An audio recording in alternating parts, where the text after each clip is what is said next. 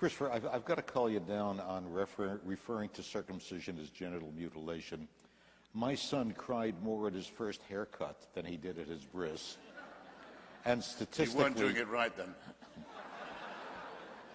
Statistically, the only long-term effect that it seems to have on people is it increases their chances of winning a Nobel Prize. I can't find the compulsory mutilation of the genitals of children a subject for humor in that way, or flippancy in that way. Maimonides says very plainly that it's designed to repress sexual pleasure, to deprive a male child as far as possible of the opportunity of that. The full excision, not just the snip or the full mandatory covenant is fantastically painful, leads to trauma, leads to the dulling of the sexual relationship, and can be in itself life-threatening at that moment. We have the records, I can show them to you, of hundreds and hundreds and hundreds in the United States, boy babies who've died or had life-threatening infections as a result of this disgusting practice. That a person as humane as yourself can sit here and think of that as a fit subject for humor shows what I mean. Religion makes morally normal people say and do disgusting and wicked things, and you've just proved my point for me. Shame on you for saying what you just said. Shame on you for saying it about your own son, my God. Let's move on. Yes, let's. What next?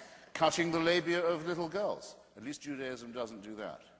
This is a question. What if a Muslim was to say to you just now, my little girl cried more at her first haircut than when I cut off her clitoris? What would you think of me if I was to say such a disgusting thing? Well, remember, we are not talking about detail here. We're talking about whether religion makes people behave better or not. Let's give the rabbi a chance. I wanted to move on, but let's give the rabbi a chance to respond to what you said, because it got pretty personal here. So, again, my experience in my own son, my own grandson, hundreds of congregants, has been that it's not nothing like what you're talking about, and that for whatever reason that this has become an issue for you, I just think is excessive. What do you mean by that? Oh.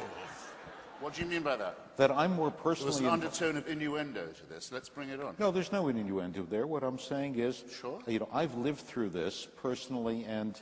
You've inflicted it, is what you're saying. I've been what? You've inflicted it, or officiated at it, is what you're saying, isn't it? Well, officiated, yes. Inflicted, no. Forget Maimonides. Maimonides has his hang-ups about that. I should forget Maimonides. Since when do you say that?